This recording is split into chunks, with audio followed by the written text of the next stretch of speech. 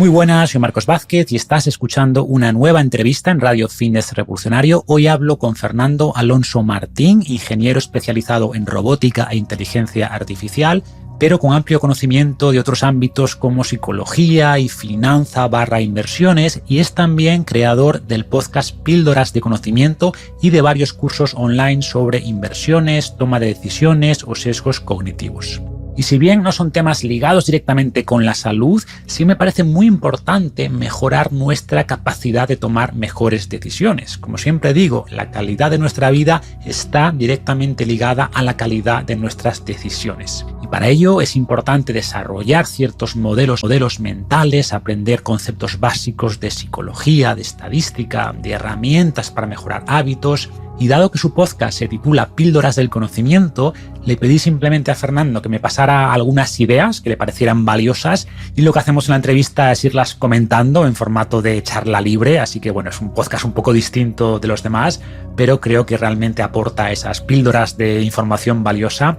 Hablamos del concepto del marcador interno, de cómo pensar en apuestas, de cómo mejorar el pensamiento crítico. Explicamos la idea del descuento hiperbólico, hablamos del contrato de Ulises, del estoicismo aplicado a la toma de decisiones y mucho más. Como digo, es una entrevista un poco distinta, pero seguro que aprendes algo nuevo y algo aplicable a tu vida, así que no te la pierdas. Antes de pasar a la entrevista, un recordatorio rápido de nuestros patrocinadores, empezando por Paleobull, que además de las barritas de energía, la crema de cacao y avellanas y los productos clásicos, han sacado recientemente Savia, que es un suplemento de creatina con sello Creapure, la de mejor calidad, combinado con electrolitos como magnesio y potasio, y también un suplemento para mejorar el sueño llamado Oniros, con melatonina, ashwagandha y varios extractos herbales. En la mitología griega, los Oniros eran los encargados de llevar el sueño a las personas, y de ahí el nombre. Para conocer más, echad un vistazo a su web, paleobull.com, y con el código FR10 en mayúscula y con número FR10 tendréis un descuento del 10% en todos los pedidos. Y contamos también con Willetics, fabricante de material deportivo como una comba de velocidad de alta calidad al que podéis sumar lastres para añadir dificultad y perfeccionar la técnica, bandas elásticas con power grips. Tienen también unas cartas llamadas Playletics orientadas a convertir el entrenamiento en un juego, donde participé yo también para definir ejercicios, entrenamientos de ejemplo y mucho más. Echad un vistazo a willetics.com, deletreo WILETICS.com, y con el mismo código FR10 tendréis también un 10% de descuento en todas las compras. Y sin más, damos la bienvenida a Fernando Alonso Martín. Bienvenido al podcast, Fernando. Hola, ¿qué tal, Marcos? Encantado de estar por aquí. Un auténtico placer intervenir en tu podcast. Bueno, el placer es mío. O sea, aunque, como decíamos ahora antes de empezar a grabar, que es uno de esos episodios un poco distintos, no hay mucho guión, ¿no? Sí. Pero creo que es uno de esos episodios que nos puede ayudar, como yo lo orientaba, a mejorar la forma en la que pensamos, a desarrollar más modelos mentales, y seguramente que muchos lo agradecen. Pero bueno, empecemos, si quieres, por una presentación rápida, porque eres doctor en robótica, te dedicas además a ese campo profesionalmente, pero tienes también tus proyectos de divulgación paralelos, ¿no? Sí, básicamente es eso. Al final, muchas veces los humanos tendemos a ponernos etiquetas que tienen sentido, es un tema de facilidad cognitiva. Al final, eres ingeniero, eres doctor, tal. Y muchas veces hay personas que se limitan en ese campo, pero a mí, que soy una persona curiosa, y esto creo que va a sonar atópico porque seguramente mucha gente que escucha este podcast es bastante curiosa también y puede parecer que lo normal, pero a lo mejor no tanto, pues le gusta aprender en otras áreas.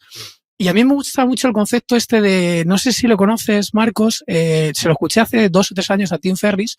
Es básicamente, el dilema es ser muy amplio, muy generalista, o ser muy específico, ¿verdad? Y siempre está el falso dilema, oye, ¿eres amplio, eres renacentista o eres súper específico, no? Exploración versus explotación. Bueno, esta es la idea del zorro y el erizo. Sí. Siempre digo que hay que ser el zorro y el erizo. O sea, hay que saber un poco de mucho y mucho de un poco. O sea, tienes que saber, tener conocimiento profundo de algo. Y en tu caso eres doctor, ¿no? Casi máximo nivel que puedes tener un conocimiento muy concreto. Eres, por así decirlo, un erizo en ese sentido, pero también un zorro porque buscas un conocimiento básico de muchas cosas, ¿no? Tener muchos modelos mentales, muchos elementos. Y es que en el fondo todo se comunica. Al final nosotros distinguimos áreas un poco también por lo que nos ayuda. Nos gusta encasillar pues ingeniería, matemáticas, psicología, pero es que en el fondo todo se relaciona. Yo te lo digo, mi trabajo en robótica todo lo que he aprendido de psicología me está viniendo genial para hacer estudios o para hacerle nuevos enfoques. Si no hubiera sabido de esto, no habría tenido estas ideas que creo que están bastante bien. Entonces, aquí mi enfoque es que más que saber de todo, que también está bien y al final tienes tema de conversación de todo, te más interesante y tal, pero es ser muy bueno por lo menos en 3 o 4 cosas, ¿vale? Para hacer ese cambio de escalera. En mi caso, pues me gusta la tecnología, /robótica, inteligencia artificial, lo que quiero llamar, esa tecnología. Me gusta todo el tema de psicología, modelos mentales, todos estos temas y tema financiero, negocio e inversión. Entonces, esas 3 ramas las intento juntar y al final, pues, intento ser muy bueno en esas 3 áreas, básicamente. Perfecto. Bueno, pues vamos a tocar varias de esas áreas hoy, no de robótica, pero como dices, todo está conectado con todo. Y como decíamos, al final cuando te propuse venirte al podcast, pues te dije, oye, plantea temas de las que te apetezca hablar, que creas que puedan tener utilidad general. Me enviaste varias que tengo aquí. Así que nada, vamos a ello. Y el primer tema es sobre el Inner Scorecard. Me lo pusiste en inglés, pero sería como tener un marcador interno, ¿no? Y hablas aquí también del concepto de jugar tu propio juego infinito. ¿A qué se refieren estas ideas? Básicamente, mira, fíjate, Charlie Munger y Warren Buffett al final son referencias de muchas personas, muchos humanos en el mundo que tenemos ganas de crecer. Y hay un concepto que yo no lo había escuchado hasta relativamente hace poco y es como decías tú, el Inner Scorecard, que es como una puntuación interna. Y básicamente esto viene a decir, Warren Buffett viene a comentar que lo que importa es mejorar esa puntuación interna, pero aquí, esto al final se puede ver como un Kaizen si quieres, pero a mí lo que me llamó la atención es que Warren Buffett, como inversor, el mejor inversor del mundo, le gusta mucho el análisis fundamental, ¿no? Analizar métricas, ratios, todo esto. Pues aplica un ratio también a su propio crecimiento o desarrollo personal. Y básicamente es, en el numerador, mete, por así decir, todo lo positivo, felicidad, dinero, reconocimiento, etcétera. Y en el denominador mete todo aquello que puede ser susceptible de interpretado por los demás como algo malo, ¿no? Pues sería pues el ser deshonesto, haberte, yo qué sé, abusador de los demás, etcétera. Entonces él viene a decir que por mucho dinero que tenga, por mucha fama, por mucho lo que quieras, si el denominador también es muy grande, al final tu ratio, tu cociente, ese valor que tú tienes no es tan elevado como podría pensar. Y piensa que muchas veces los humanos se fijan en el numerador, el éxito, el dinero, la fama, el prestigio, y no ven todo lo que hay por debajo. Entonces, me parece un concepto muy, muy potente. Y yo iría más allá en el sentido de que lo que tú pones en el numerador depende de cada persona. O sea, como yo entiendo también este concepto de ese marcador interno, es que definas también en qué quieres competir, ¿no? En qué quieres ser bueno, por qué métricas voy a medir mi vida, que no necesariamente son esas. Ojo, que puede que sí, pero que igual le damos demasiada importancia a cosas, lo que tú dices, prestigio, fama, dinero, que no es que estén mal, pero que muchas veces no nos paramos a reflexionar, o títulos académicos, porque muchas veces no nos paramos a reflexionar si es lo que realmente queremos hacer con nuestra vida. Simplemente nos metemos en una profesión porque asumimos que es valorada por la sociedad, porque asumimos que va a estar en el numerador de nuestra vida y luego igual resulta que está en el denominador, porque es una profesión que no nos gusta y que nos resta, por así decirlo. Y mira, Marco, relacionándolo con esto, no sé si habrás leído libros, por ejemplo, el de Dale Carnegie, que dice cómo superar las preocupaciones y disfrutar de la vida. Y luego hay otro libro también con título así un poco gracioso, que es como es el sutil arte de que todo te importa una mierda o algo así, creo. Sí, de Mark Mason. Eso es. Entonces, llega un punto que te planteas, oye, ¿solamente me planteo mejorar mi inner scorecard o importa como seres sociales que somos lo que piensen los demás de nosotros? Porque hay autores que vienen a decir que prácticamente lo que piensen los demás de nosotros no tiene tanto sentido. Y mi visión, que es un poco creo que la que tiene Taleb también, que es, y bueno, y Luis Muñoz también, que se lo escuché hace poquito en un podcast, la visión es más de dentro hacia afuera, es decir, vamos a actuar de acuerdo a nuestros principios, a nuestros valores, y luego por añadidura, pues que hagamos bien a la sociedad, que generemos huella emocional buena en el resto de personas, que les lideremos, que les inspiremos, todo esto, muy bien. Pero la parte de los demás creo que también tiene relevancia como animales sociales que somos. O sea, es decir, no es solamente mejorar nosotros como personas y, oye, y lo demás me da absolutamente igual. Yo creo que no, es un poquito ese mix, pero actuando de acuerdo a nuestros valores y a nuestros principios. Estoy totalmente de acuerdo, porque también es muy fácil decir, no, tú haz lo que tú quieres y que no te importe lo que piensen los demás. Eso es absurdo. Claro. O sea, la única forma de que no te importe lo que piensan los demás es siendo psicópata, ¿no? si no eres psicópata, te va a importar. ¿Qué ocurre? Como lo veo yo, que una vez que tengas claro cuál es tu marcador interno, Eso implica también cuál es tu marcador externo. Me explico. Al final estás en una jerarquía social, te guste o no, y por tanto tienes que definir en qué quieres competir. O sea, ¿cómo sé si soy bueno si no tengo contrincantes? Referencias. Si no, como decía Séneca, ¿no? Si no tienes un contrincante, pues quizás ganes la corona, pero no ganas la gloria, ¿no? Si vas a los Juegos Olímpicos y no hay contrincantes, pues no tiene ningún sentido. Entonces necesitamos competir. Creo que la competencia es buena, que las jerarquías son, no voy a decir buenas, pero son necesarias, están ahí, creo que nos pueden ayudar a mejorar. Para mí, repito, la clave es que decidas en qué tipo de jerarquías quieres participar y cuáles quieres ignorar. ¿Vale? Entonces, creo que ese marcador interno te ayuda a decir, oye, mira, yo en esto no voy a competir, no que sé, por títulos, por dinero, por fama, o sí, que es válido. No estoy diciendo que no sean mejores que otros, pero reflexiona sobre cuáles métricas te importan realmente y compite por esas métricas. No es un tema de, voy a hacer lo que yo quiera, no me importa lo que piensen los demás. No, o sea, al final creo que esa competencia es buena. Ahora bien, tienes que definir en qué jerarquía quieres estar y por qué quieres que te valore la gente, ¿no? Sí, sí. Sin tampoco de alguna forma obsesionarte por lo que piensan los demás de ti. Porque de hecho, Marco Aurelio tiene una frase muy famosa, ¿no? Que es, ¿cuánto tiempo ahorra el que no se da la vuelta para escuchar lo que dice el vecino, hace o piensa? O sea, es en el fondo eso. Sigue tu camino, escucha las opiniones constructivas, pero en el fondo, pues eso, sigue tu camino, haz lo que tú creas que tiene sentido. Y luego te lo quiero ligar con otra cosa muy interesante, Marcos, que lo conocí hace muy, muy poquito. No sé si has leído algún libro del doctor, bueno, es doctor, psicólogo, filósofo, también Sir, ¿no? Por Inglaterra, el doctor David Hawkins, no sé si lo conoces, cuando habla de los niveles de vibración y los niveles de conciencia, sobre todo. No lo conozco. ¿No lo conoces? Pues yo lo veo como un modelo mental. No lo vamos a ver como ciencia, aunque él lo vende como ciencia, pero para mí más bien es un modelo. Cuando hablas de vibración ya se disparan mis alertas de... Claro, a mí igual. Cuando empiezan a hablar de estos temas tal. Pero es un modelo mental que es básicamente al final lo que tú tienes trabajado en ti mismo es una escalera, ¿no? En el que el nivel más bajo está, pues el autor habla de vergüenza, culpa, tal, hasta que llega al nivel de neutralidad y coraje, y luego en los niveles más superiores está aceptación, razonamiento, amor, paz, y él habla de iluminación, que bueno, se podría ver como una ataraxia. ¿A dónde quiero ir a parar con esto? Es que tú cuando interactúas con otros seres humanos de tu entorno, al final, si están en un nivel de conciencia muy diferente al tuyo, van a reaccionar muchas veces de una forma que a lo mejor no entienden cómo tú estás actuando. Ejemplo muy sencillo para aterrizarlo. Me ha pasado hace un par de semanas en Twitter, ponía unas reflexiones sobre lo que ponía Bill Gates del libro del cambio climático. Y yo además estoy bastante mentalizado con estos temas. Me parece muy interesante. Pues hay gente que reacciona desde su nivel de conciencia muy bajo, desde, oye, esta persona es un genocida, esta persona no sé qué. O sea, en lugar de pasar a analizar ideas, se quedan analizando personas. Y es un poco como yo lo veo, que les falta subir por esa escalera de nivel de conciencia. ¿Y qué cosas crees que se pueden hacer para subir por esa escalera?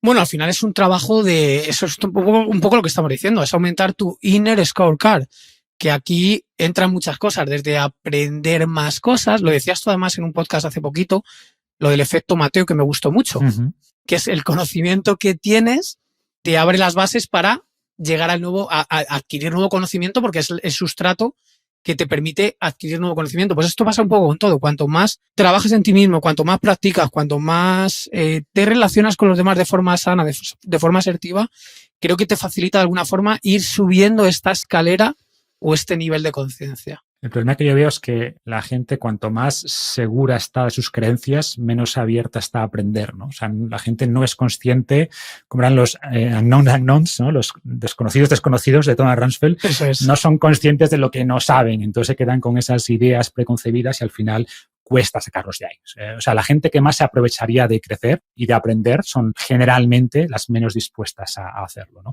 Que tiene que ver con lo que decimos, efecto Mateo. Es decir, cuanto más conocimiento tienes, más consciente eres de que menos sabes, ¿no?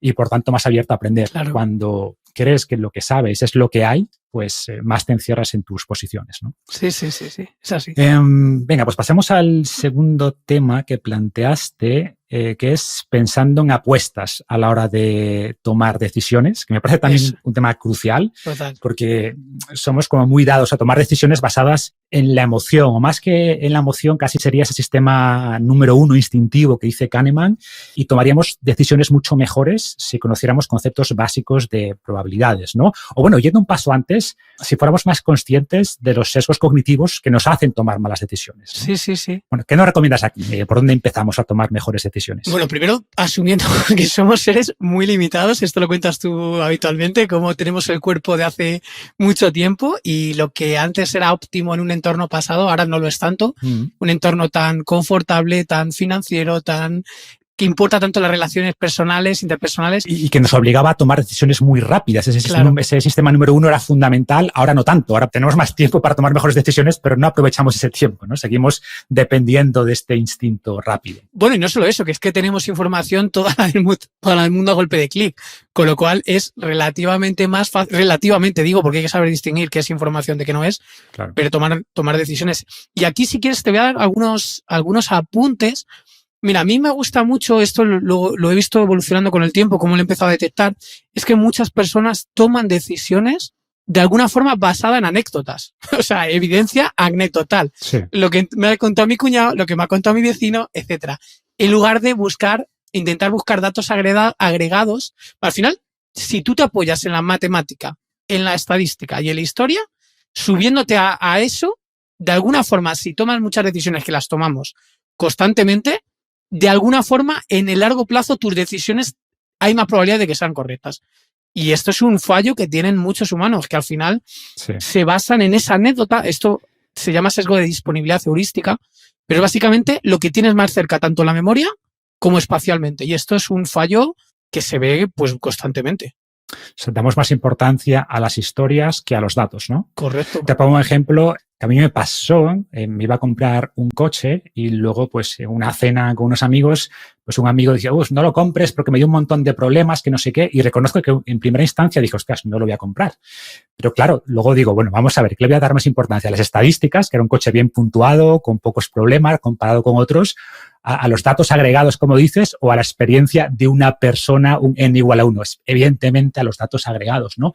Por muy cercana que sea esa historia. Entonces, tenemos también ese sesgo de narrativa, de pensar que lo que nos cuentan es lo que representa la realidad, y le damos mucha más importancia a eso que a los datos, a la estadística, que es lo que realmente debería guiar nuestras decisiones. Bueno, es que además, ligándolo con lo que tú dices, ese contar historias es que a los humanos nos cautiva. Que nos cuenten historias. Al final es una forma de aprendizaje que tenemos, que muchas veces esta historia se queda en la anécdota, porque en el fondo muchas veces son anécdotas, pero es lo que más nos cautiva y lo que más es un atractor de atención total, las historias. De hecho, yo desde que descubrí esto intento hacer los episodios con esta estructura, que es comienzo con una historia que cautive, presentación, nudo, desenlace. Claro. Porque es la forma que tengo que más valor creo que puedo aportar. Más que ser una metralleta de contar datos, leyes, tips, como quieras llamarlo, al final para que funcione el aprendizaje es ese proceso de contar historias. Sí. Yo siempre digo que la mitología es mucho más antigua que las matemáticas, ¿no? Y por tanto nuestro cerebro está mejor cableado para entender historias que para entender estadística. Y al final, por eso, creo que las lecciones en base a narrativas funcionan mejor, y eso es bueno, como dices, y tú lo usas para que tus mensajes se entiendan mejor, pero mal usado, pues puede ocurrir lo que decíamos antes, que te haga perder de vista los números, las estadísticas, porque tienes una historia atractiva delante, que no representa realmente pues esa visión más global, ¿no? Mira, y ligándolo con esto, otra cosa que creo que fallamos mucho los humanos es no entender de alguna forma lo que se llaman las condiciones frontera o las boundary conditions, que lo puedes ver si quieres como un análisis de la peor, esto es lo que le gusta mucho a Warren Buffett también, que es el análisis de consecuencias del peor de los casos. Es decir, oye, vale, la media está bien, pero hay una serie de varianza, ¿no? De desviación típica. ¿Qué pasa si se da la condición de que nos desviamos de la media tanto? En este caso me muero o pierdo todo mi capital, pierdo todo mi patrimonio. Pero entonces, aunque la media sea correcta, aunque tomar esta decisión parezca que tenga sentido en agregado, oye, pues luego es que resulta que no tomamos decisiones en agregado, tomamos decisiones individuales. Y si una decisión nos deja fuera de juego, se acabó. No hay más partida que jugar. Esto pasa mucho, mira, yo lo veo mucho en la inversión, sobre todo las personas que empiezan a invertir, que tienen poca experiencia, hacen cosas de apalancarse, que se llama, que es como invertir con dinero que no tienen, porque durante un periodo de tiempo las cosas van mejor de lo que parece, hasta que llega un punto que se da un poco la vuelta al mercado, un poquito, no mucho, un poquito, pero como estás apalancado, que se llama, rápidamente te quedas fuera de juego, es decir, que tu patrimonio va a cero y de ahí ya no puedes subir. Una vez que está a cero, ya no se puede multiplicar por cero y que crezca. Y esto pasa con todo en la vida. Entonces, ojo, también digo una cosa, es el análisis, pero el peor de los casos posibles puede ser que salga a la calle, coja el COVID y me muera. ¿Esto implica que nunca salga a la calle? Pues ojo, pues no, porque bueno, vale, la probabilidad de que me pase esto es muy, muy baja y actuar de esta forma pues igual me impide llevar una vida plena. No es tan fácil como tomar esta decisión, pero que hay que evaluarlo, ¿eh? Sí, claro, cuando hablamos de tomar decisiones se estudia mucho esto del valor esperado, ¿no? Y por un lado te dicen, oye, si el valor esperado… La media, claro. Que es lo que tú dices, la media, si el valor esperado es positivo, pues es una decisión buena, independientemente del resultado. Que este es otro problema cuando tomamos decisiones, que confundimos la calidad de la decisión con la calidad del resultado, ¿no? Eso es. O sea, si el valor esperado es positivo, o esa media que dices es positiva, es una buena decisión. Pero sí, solo sí, como dices, el riesgo de catástrofe es bajo. O sea, yo creo que en la vida las buenas decisiones tienden a ser exponencial, ¿no? O sea, interés compuesto, decisiones compuestas, podríamos decir. Pero claro, si tomas una decisión que acaba con tu patrimonio, pues, o que acaba con tu vida, ¿no? Es como jugarías a ruleta rusa. Si sales con vida, te da 1 millón de euros, pero jugarías sabiendo que hay una probabilidad de, creo que son 6, ¿no? De morir. Pues yo no jugaría, ¿no? Por mucho millón de euros que me pongas encima de la mesa, porque el valor negativo que eso tiene es tan grande que el valor esperado siempre sería negativo. Sí, sí. Bueno, y por aterrizarlo esto, para que el que lo escuche el oyente diga, ¿cómo puedo yo evitar esto? ¿Cómo tomo mejores decisiones? Yo tengo unas pautas muy claras. Una es, no respondas al instante. O sea, tómate tu tiempo, piénsalo. Tampoco te quedes en el parálisis por sobreanálisis, pero sí tómate tu tiempo. Al final, el dicho esto de lo consulto con la almohada me parece muy interesante porque te hace menos reactivo. O sea, primero, eso. Segundo, lo que tú bien decías, evalúa tus acciones no por tus resultados, si porque se ha cumplido el razonamiento que tú habías pensado. En inversión, por ejemplo, si tu tesis de inversión se ha cumplido como tú lo habías pensado, no tanto porque el resultado que haya sido malo o bueno, porque pueden ser las dos cosas. Eso no quiere decir que esté bien o mal tomado. O sea, intenta ver el razonamiento si tiene sentido. Tercero, intenta, antes de nada, escribir por escrito tu estrategia. Oye, pues yo quiero llegar a 1 millón de euros.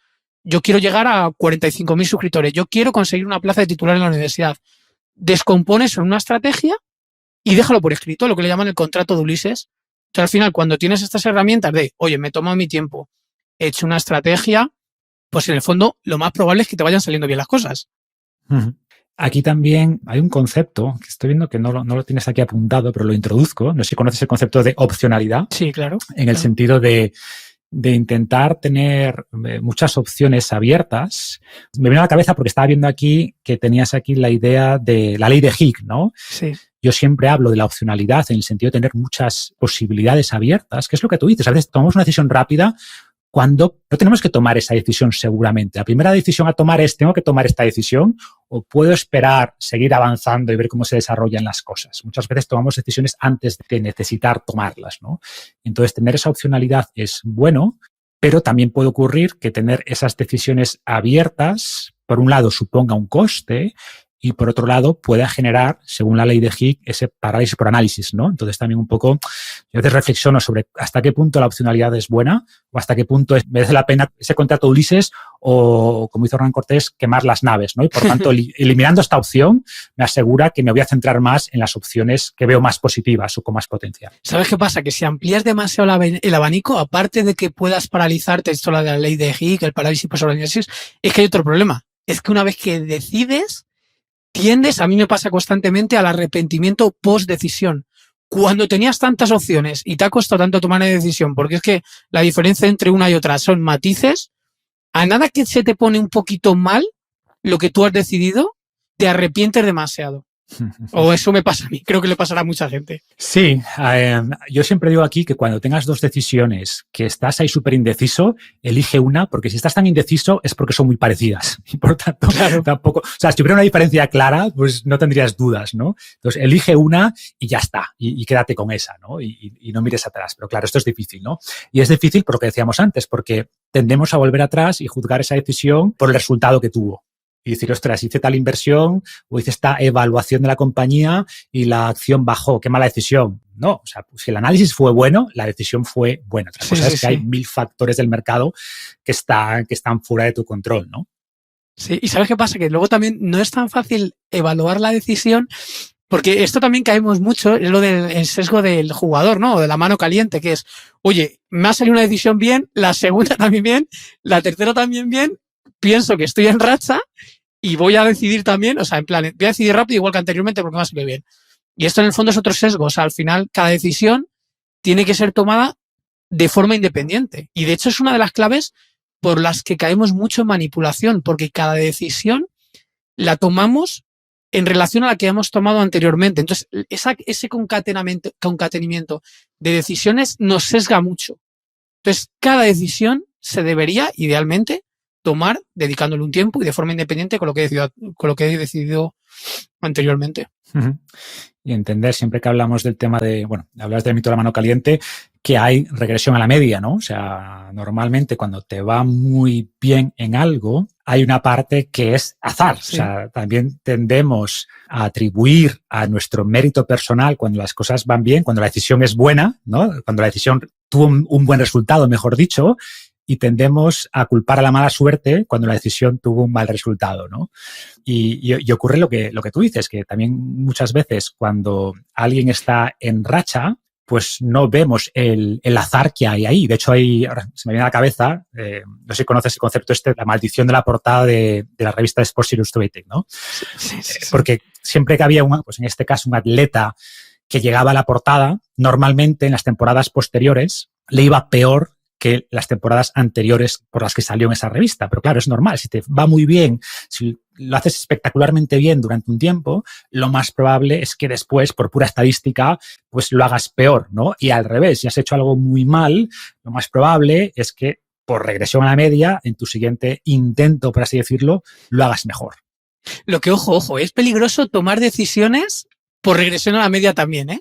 Me explico. Que porque lleves 5 monedas cara, la cuarta no deberías apostar más a que sale cruz que anteriormente, porque la regresión a la media son en tiradas muy, muy largas. O sea, esto es lo de, llaman el método de Monte Carlo, al final es jugarlo muchas veces y efectivamente regresión a la media, pero en cada jugada sigues teniendo el 50%. Entonces, ojo con esto.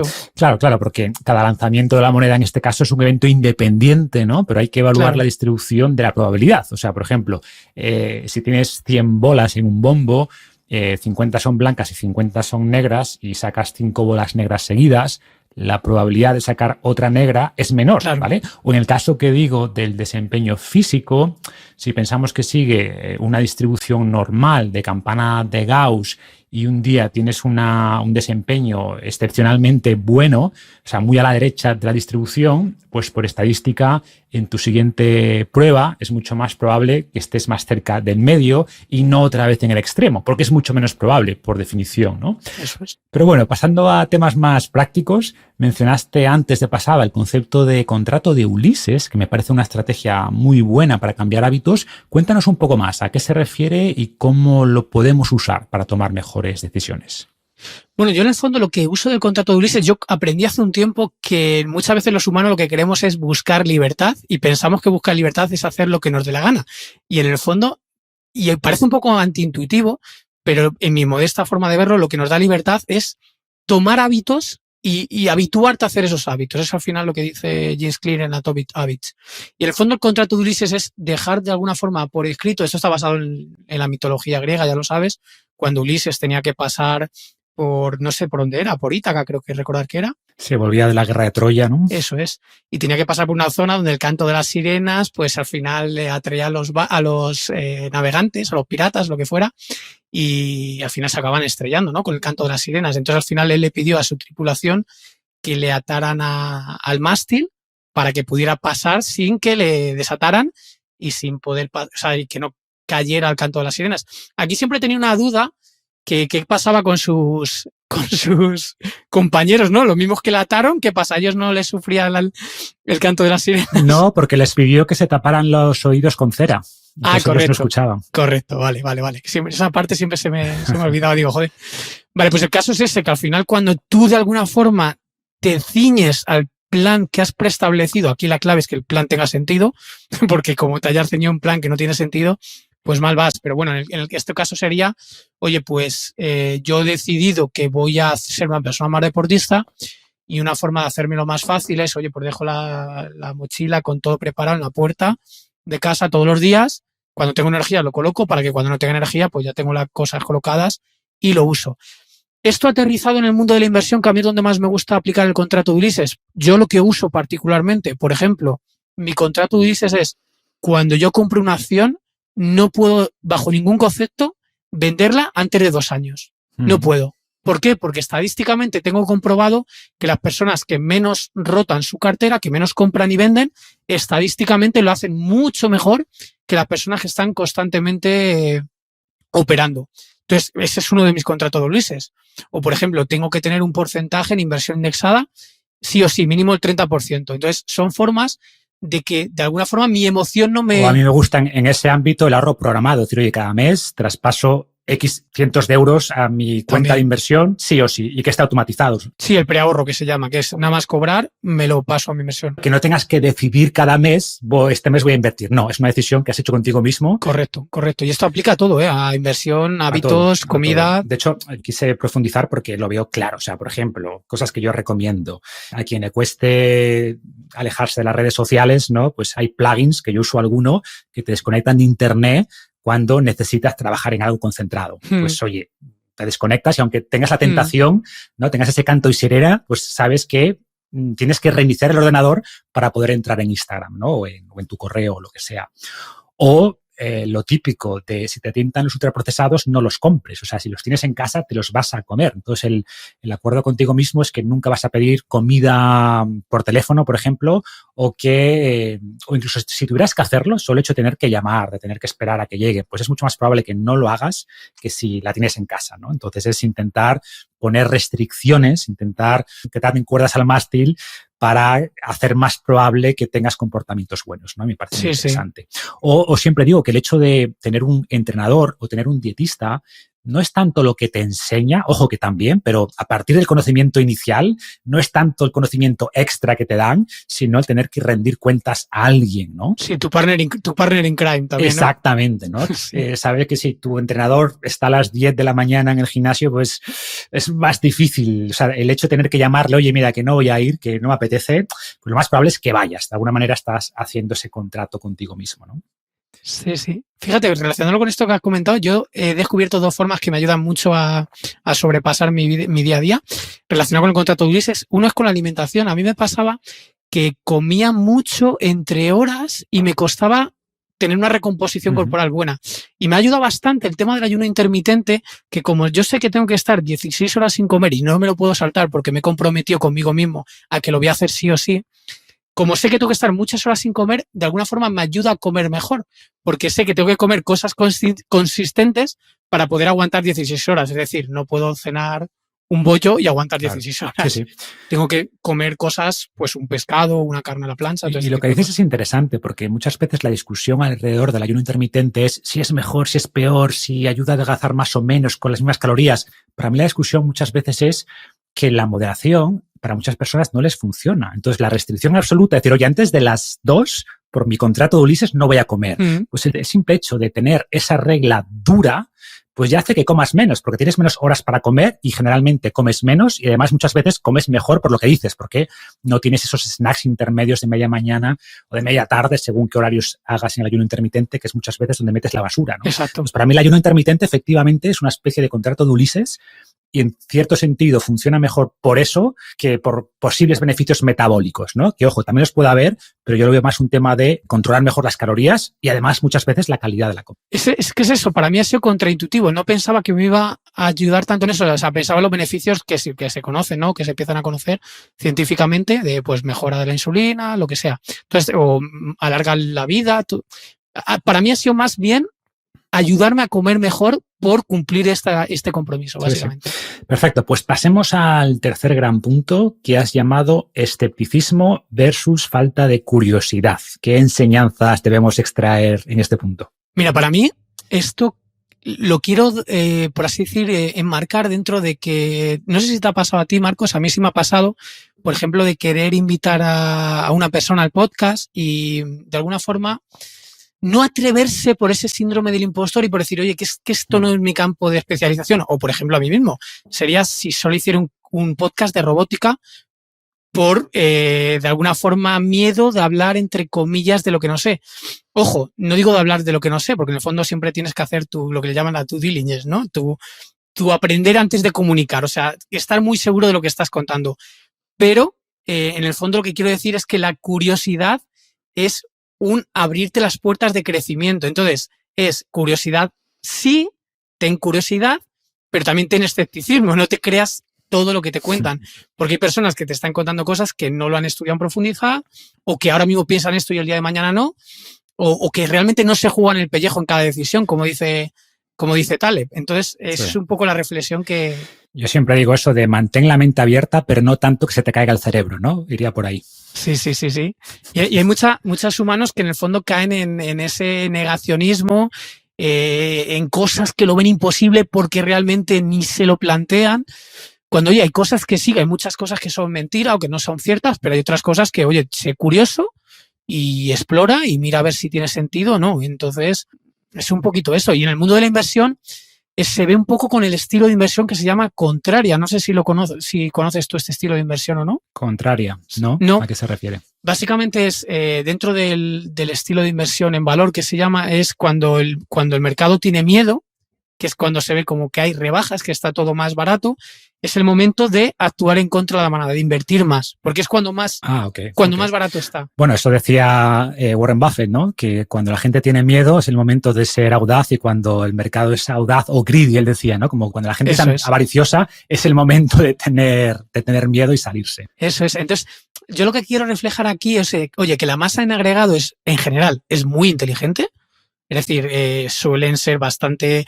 Hay una charla TED muy curiosa que le preguntan cuánto pesa una vaca a todos los espectadores, cada uno lo escribe en una nota, hay muchos espectadores y al final sumas lo que han puesto en esas notitas y lo divide entre el número de espectadores y creo que fallaban por 200 gramos.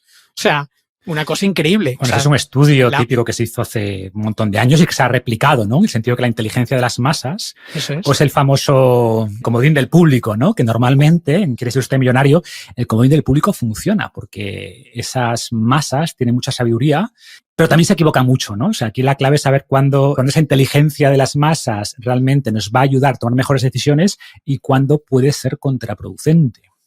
¿Cómo ves esto? ¿En qué momentos deberíamos hacer lo contrario que hacen las masas, como decíamos antes, ¿no? Hacer lo contrario en lo que invierte la mayoría? Pues es que esto es muy difícil, es detectar ese momento en que tú crees que la masa puede estar equivocada con la humildad de no creerte más que nadie.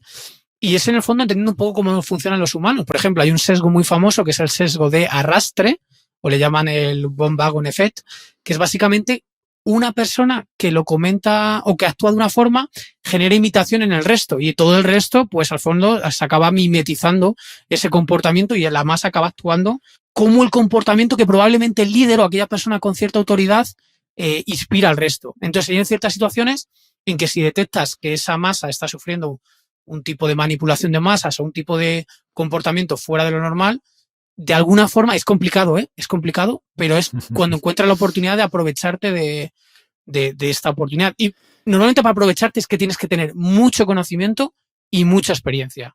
Las dos cosas. Yo creo que también, como lo veo yo, depende un poco del ámbito del que hablemos, ¿no? Por ejemplo, creo que todos más o menos intuitivamente sabemos cuánto puede pesar un buey. O, vamos a decirlo así, sabemos que no son 50 kilos ni 5.000. O sea, hay cierto margen que pensamos que el buey puede pesar. Pero creo que es peligroso, por ejemplo, hacer referéndums sobre cosas donde realmente debería pesar muchísimo más la opinión de los expertos. O sea, yo no sometería a decisión popular pues cuántos kilos de hormigón hay que poner en un puente. O sea, quien tendrá que opinar ahí pues son los ingenieros de caminos o quien sea, ¿no? Exacto. Entonces creo que también un poco en función del expertise que necesitemos en cada ámbito, entonces que tiene más sentido basarnos en la sabiduría de las masas o en el conocimiento experto, ¿no? Y a veces la combinación de ambos. Y luego lo que tú dices, que está el famoso sesgo de conformidad, ¿no? O sea, tendemos a hacer lo que hacen los demás, incluso si pensamos que están equivocados, o tendemos a convencernos de que pensamos igual que los demás. Y por tanto también esto enlaza con el punto inicial de tener ese marcador interno. Sí, es el sentimiento de pertenencia. En el fondo se está muy a gustito dentro de una sociedad, entonces es difícil ser contraria porque en el fondo te estás exponiendo y es más complicado. Yo esta reflexión la pensaba este fin de semana y creo que los amigos que tendría de pequeño, pues no sé, personas como Elon Musk o como Warren Buffett debían pensar que eran tipos muy raros, ¿no? Yo supongo que con el tiempo habrán pensado que era un piropo, incluso que le hayan dicho que fueran tipos raros. Y luego quizás ahora está muy bien visto lo de ser contrario, pero yo siempre digo que no solo se trata de ser contrario, sino ser contrario y tener razón, que son cosas distintas, ¿no? Claro, porque ahora hay gente que es contraria porque sí. Pues yo no creo en el COVID, pues yo no creo en las vacunas. Ya, las mascarillas. Exactamente. No solo ser contrario y tener razón y son cosas distintas. Y esto enlaza con un punto que no pusiste más descripción, pero bueno, yo sé por dónde va. Pones Dunning-Kruger. ¿Qué quieres tocar aquí del Dunning-Kruger? Bueno, esto es al final por resumirlo mucho, viene a ser como que el sabio no habla y el que no sabe es el que habla, ¿no? Dicho de otra forma, que es muchas veces al final cuando sabes poco de algo, te crees que sabes más de lo que sabes. O crees que el problema es más sencillo. Y tiendes a sentimientos bipolares, a arreglar todo con decisiones muy sencillas. A mí me hace relativamente gracia, yo no sigo la política ni realmente la economía, pero muchas personas que no están muy formadas creen que tienen la solución a los problemas, cuando normalmente todo es un sistema súper complejo. O sea, tocar una palanca de un punto, te puedes ajustar otras 3 palancas que ni se te ocurren ni por lo más remoto que se te van a desajustar. Entonces, cuanto más sabes de un área, te das cuenta que es muy complejo todo. Y creo que tiendes a ser un poquito más humilde. Entonces, creo que pasa esto. Y sobre todo se ve mucho en foros de comunicación donde cualquiera de alguna forma puede expresar su opinión, que está bien que exprese su opinión, pero muchas veces la opinión muy polarizada, muy emocional, muy poco racional es la que más repercusión tiene. Entonces, van por ahí un poco la opinión. Sí, aquí, como dice, ¿no? Que un poco de conocimiento puede ser más peligroso que ninguno. Porque si no sabes nada, pues asumes que tu opinión vale poco. Pero te lees un par de libros y ya piensas que eres un experto y, por tanto, pues es paradójico que desarrollamos creencias más fuertes en campos en los que sabemos menos. Que nos ha pasado a todos, Claro, pero el problema es que esa incompetencia te impide ser consciente de ese desconocimiento. Creo que escuchaba una vez que me hizo gracia que la primera regla del club de Dunning-Kruger es que no sabes que estás en el club de Dunning-Kruger, ¿no? Es como, eres incompetente y no sabes que eres incompetente porque no sabes suficiente. Sí. Cuando aprendes más, te das cuenta de, ostras, que esto es mucho más complicado que lo que pensaba. Bueno, y encima es que te añado una cosa desde el punto de vista, ya por sacar mi lado un poco más investigador científico. Es que realmente nada sabes que estás en lo cierto, lo único que puedes saber es que hasta el momento no ha sido falseado, o sea, es decir, que no hay un experimento que te lo invalida la teoría, pero tú no sabes que la teoría es cierta. O sea, es el principio de falsabilidad. Entonces, sí. Por ende es normal que seas humilde porque todo puede cambiar de la noche a la mañana. Lo que se pensaba que era de una forma hace 20 años, hoy en día a lo mejor con la evidencia, pues igual no es tan así. O tú mismo lo que pensabas hace 5 años se ha seguido evolucionando, probablemente ahora dices, oye, qué equivocado estaba y qué seguro de mí mismo estaba. Como dices, no por ver un cisne blanco más puedes asegurar que todos los cisnes son blancos, pero con ver un solo cisne negro, eso es. Pues ya sabes que tu teoría de que los cisnes son blancos pues es equivocada, ¿no? Eso es. Y luego, ¿qué ocurre muchas veces? Que caemos en el sexo de confirmación. Es decir, que igual ves un cisne negro y dices, no, debe ser que está estropeada la lente o que lo vi de refilón. No, en realidad es blanco, ¿no? O sea, al final tendemos a dar mucha más importancia a las cosas que confirman nuestras creencias. Sí. Vale, pues pasemos sí que es al último punto, que es el descuento hiperbólico que hay aquí. Bueno, esto se puede aplicar nuevamente a todas las áreas de la vida. Al final, el descuento hiperbólico se usa mucho en inversión. Cuando tratas de valorar una compañía, lo que estás haciendo es trayendo los flujos de caja futuro, vamos a decir, los beneficios futuros los traes a presente. Entonces, cuando hay más incertidumbre, pues aplicas una mayor tasa de descuento, porque no sabes por dónde va a estar el precio de esa compañía y en el fondo el rango de precios posible acaba siendo muy grande. Esto pasa a todos los ámbitos de la vida. Al final, tus decisiones presentes van a influir en tu yo futuro y tienes que tener un sano balance de alguna forma, entre disfrutar el presente y por contribuir que tu Marcos de dentro de 10 años viva de alguna forma mejor que el Marcos actual o que el Fernando actual. Y muchas veces el problema que tenemos los humanos es que no descontamos bien ese tiempo. Y de hecho hay un estudio súper famoso en el que le ponían unos pasteles a unos niños pequeños y bueno, se ha demostrado con el paso de los años que aquellos que le ofrecían un pastel, si eran capaces de aguantar querérselo comer ya, eran 15 minutos creo. Sí. Si aguantaban 15 minutos le daban 2 pasteles. Bueno, pues han hecho este estudio, han seguido la vida de estas personas y de alguna forma parece indicar que aquellas personas que fueron capaces de refrenarse por querer ganar los 2 pasteles han tenido vidas más exitosas. Aunque todo esto lo digo muy entre comillas porque habría que ver qué se mide como vida exitosa. Claro. Pero en general y parece después, ser que... Sí, solo por matizar, ese es el experimento del marshmallow, que se fue muy famoso y un poco la conclusión es que tener menores tasas de descuento, o sea, valorar más el futuro o tener mejor autocontrol, que en el fondo está muy relacionado, pues es un mejor indicador incluso que el cociente intelectual en las cosas que te ocurren en la vida. ¿Qué ocurre? Que hace poco intentaron replicar ese experimento y lo matizan mucho. ¿Por qué? Y creo que es muy interesante. Que ven también que el entorno en el que vivía cada niño condiciona nuestro sesgo del presente, que también se llama, ¿no? ¿A qué me refiero? Que cuanto más inseguro sea el entorno en el que vives, claro, más importancia le vamos a dar al presente. Y por eso nuestro cerebro, o sea, el cerebro de niños que quizás pues no se fían de los adultos o que viven en barrios conflictivos, donde no las cosas no están tan aseguradas, pues seguramente tengan un mayor descuento hiperbólico. En parte porque nuestro cerebro tiende a valorar tanto el presente, porque le da mucha más importancia a una recompensa en el presente que en el futuro, porque el futuro es incierto. Y hace 20.000 años era mucho más incierto que ahora. Entonces seguimos con un cerebro que valora muchísimo más el presente, a pesar de que el futuro es mucho más seguro que antes, ¿no? O sea, un poco a lo que voy es que en estos niños lo que se ha visto es que habría que ajustar también por cuál era su nivel socioeconómico, la situación familiar, porque en función de en qué barrio vivían, etcétera, pues eso también determinaba qué importancia le daban al futuro o cuánto más valoraban el presente, ¿no? Justamente. Y es que además, ligándolo con lo que tú lo estás comentando, resulta que pasa que en los países más subdesarrollados, especialmente África, la tasa de fertilidad, esas cuántos hijos tienen por pareja, es mucho más elevado que por ejemplo, en Europa o incluso que en China o que en América. Y tiene todo el sentido del mundo, porque hay más probabilidades de que esos hijos fallezcan a lo largo de su vida. Entonces tienen que tener más para llegar a una tasa de supervivencia de la especie y de que además les ayuden en el trabajo, económicamente, etcétera. O sea, que tiene todo el sentido del mundo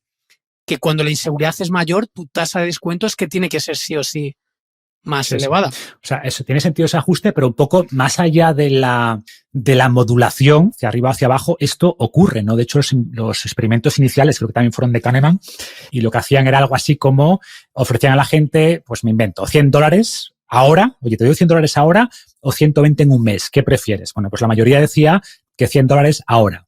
Sin embargo, si les decían, oye, te ofrezco $100 en un año o 120 en un año y un mes, pues la mayoría decía no, o sea, un año y un mes, ¿no? A pesar de que la elección era la misma. Oye, ¿estás dispuesto a esperar un mes por 20 euros? Entonces, cuanto más lo acercabas al presente, menos estaban dispuestos a postergar esa ganancia extra.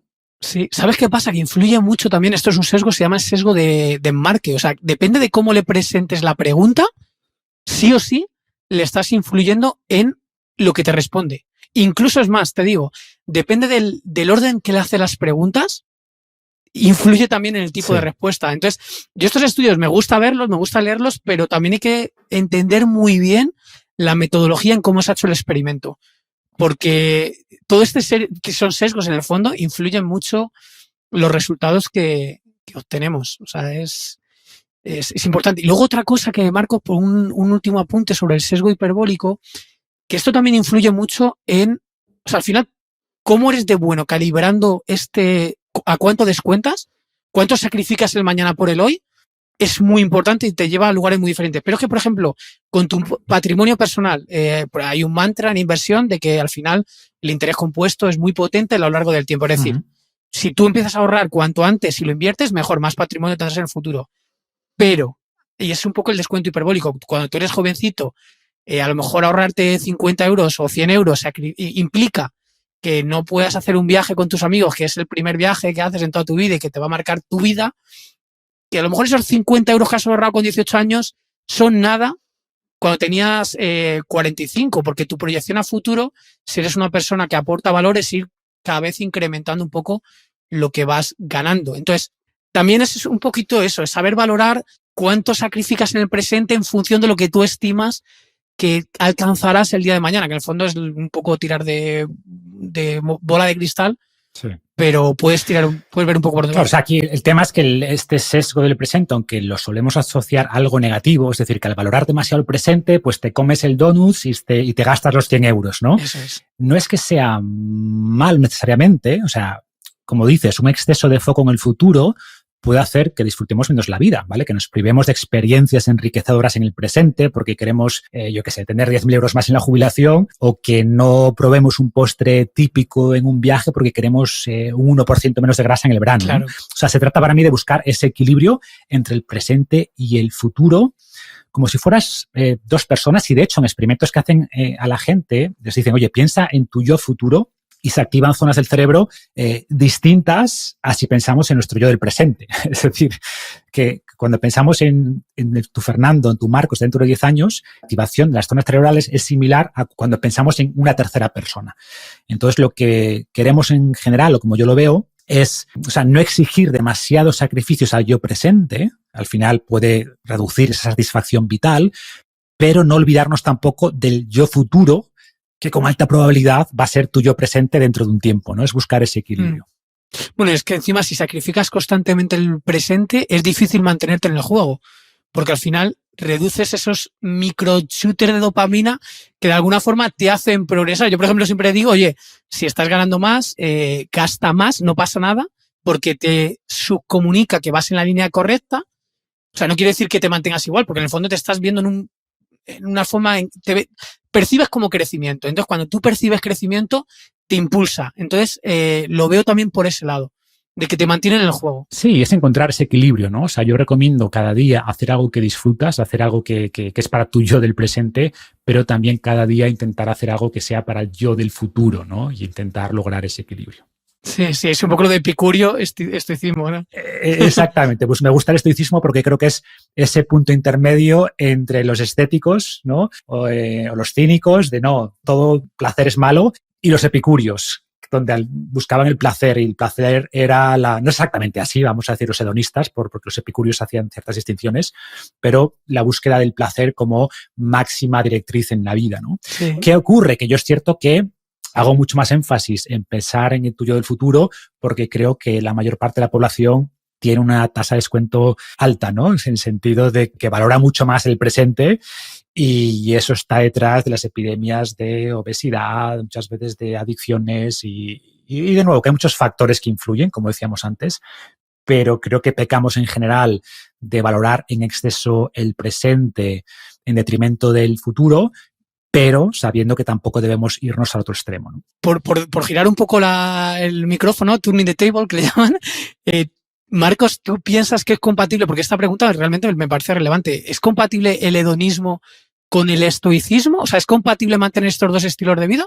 En gran medida sí. O sea, al final los placeres para los estoicos no eran malos, eran indiferentes, ¿no? Y de hecho, en muchos casos eran indiferentes preferidos, y ellos decían, oye, disfruta la comida, disfruta el sexo, disfruta la compañía de las personas que quieres, disfruta la riqueza. Ahora bien, no te aferres a ella. Donde quizás marcaba la diferencia es en esta idea, no te aferres, ¿no? Para mí un poco este es el mensaje. Puedes disfrutar los placeres de la vida, por supuesto, sin aferrarte a ellos. Simplemente disfrutarlos, y si se van, se fueron, ¿no? Y tampoco ansiarlos en la medida que te hagan tomar malas decisiones, ¿no? Por otro lado, decían que debíamos regir nuestra vida persiguiendo la virtud, y por tanto esos placeres eran buenos, bueno, indiferentes, por así decirlo, en el sentido de que no te hicieran obrar mal, que no te hicieran hacer cosas deshonestas, por ejemplo. Es compatible, pero manteniendo tu actuar bajo la virtud, por así decirlo. Exactamente, mientras no te desvíe de la virtud. Disfruta todo mientras no te desvíe de la virtud y no te aferres a eso. Es un poco el mensaje estoico en relación al placer, ¿no? A mí me encanta tu punto de vista estoico. Bueno, en el fondo es la visión de la filosofía estoica, en el fondo de que pone el plano siempre un poco en lo que llaman el locus de control interno. En el fondo depende de ti cómo interpretas la realidad, depende de ti. No todo depende de ti, de lo que consigas, pero en el fondo distingue lo que está en tu control y sobre eso pone el foco. Lo que no esté en tu control, pues oye, es indiferente, preferido o no preferido, como tú bien dices, pero es que no tienes margen de actuar sobre eso. Es lo contrario de las personas que tienen totalmente el locus de control externo y que basan su vida en que les toque la lotería o que lo que sea. Que se sienten siempre víctimas de la sociedad y que todo es culpa de la mala suerte o de la sociedad que les oprime y que no se paran a analizar pues el papel que sus propias decisiones han tenido en su situación, ¿no? Entonces esta idea del locus de control interno, de hacerte responsable de tus decisiones, es muy potente. O sea, te ayuda a centrarte en lo que puedes controlar o por cerrar el tema de las decisiones, se trataría de tomar la mejor decisión que puedas con la información que tengas en ese momento, que siempre va a ser incompleta, y después simplemente desapegarte del resultado y usar ese resultado solo para aprender y mejorar tus decisiones futuras, ¿no? Sería un poco el mensaje. Sí. Lo que yo creo que hay un pequeño matiz que a mí me ha costado darme cuenta de tener el foco del locus de control interno súper estricto, creo que también es perjudicial. Es decir, no todo en tu vida depende exclusivamente de ti. O sea, sería lo que le llaman la responsabilidad extrema. Pues creo que también es incorrecto, porque en el mundo existe azar, existe cosas que no están en tu control y muchos sí que están en tu control, pero muchas cosas no. Y aquí para mí la clave es distinguir, que es un poco la frase esta famosa de Alcohólicos Anónimos, ¿no? Esta de concédeme la serenidad para aceptar las cosas que no puedo cambiar, el valor para cambiar las cosas que puedo y la sabiduría para conocer la diferencia. Y es que para mí esto es la clave, la sabiduría para conocer la diferencia. Sí, pero eso es tal cual el estoicismo, ¿eh? O sea, de hecho, Epicteto empieza el Enquiridión diciendo que la primera regla de la vida es diferenciar lo que depende de ti de lo que no, ¿no? Y después poner todo tu esfuerzo y toda tu atención en lo que depende de ti. Y por supuesto que el azar juega un papel muy importante en todo, pero el azar, por definición, no depende de ti. Por tanto, no pierdas mucho tiempo pensando en eso. O, por ejemplo, cuando hablamos de salud, yo digo que no depende de ti y la gente se sorprende, pero es la realidad. O sea, tú no controlas tu salud, controlas lo que haces, ¿vale? Depende de ti si comes bien o no, si vas a entrenar hoy o no, si te vas a la cama a la hora que toca o no, pues todo esto depende en gran medida de ti. O sea, con matices, obviamente, ¿no? Pero bueno, son cosas que en gran medida están bajo tu control, pero después están tus genes, las mutaciones que se producen por azar, que tengas un accidente.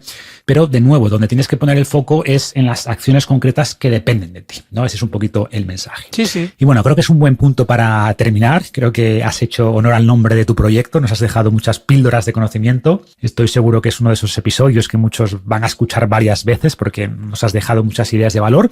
¿Algún mensaje final para terminar? Pues nada, pues agradecerte muchísimo por haberme invitado aquí a tu podcast. Yo soy seguidor y creo que he escuchado todos tus episodios.